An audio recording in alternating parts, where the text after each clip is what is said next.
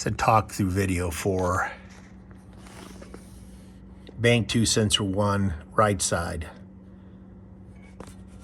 Cut the top off the oxygen sensor about halfway down using a cutoff tool. I use mine from Harbor Freight. You guys have seen them on a bunch of different videos. Any way you can cut it in half. I used a cutoff tool. Take your exhaust manifold bolts off and pull the pipe down a little bit so you have some flexibility. Take a good look and see where those are so you know how to put them back and exactly how far they need to go. You can see they don't go all the way where the two things are like meshed together. They're not.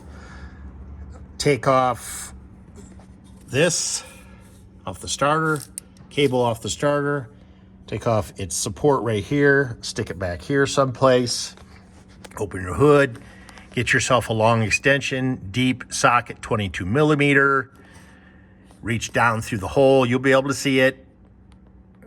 You'll be able to see it to guide it down on top of the oxygen sensor. I used a torque driver, and that's how I got it off after I hit it with PB Blaster. And then I got back underneath here with anti-seize, and I put the oxygen sensor back in by hand as good as I could.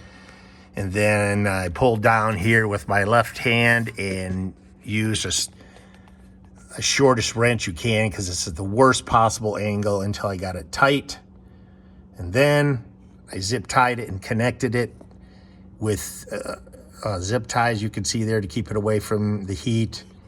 Put these nuts back on, put the starter cable and a support back on. That sounds all really easy. I mean, it only took me like 3 days, but that's how I did it. And hopefully I won't have to come back and remove it again.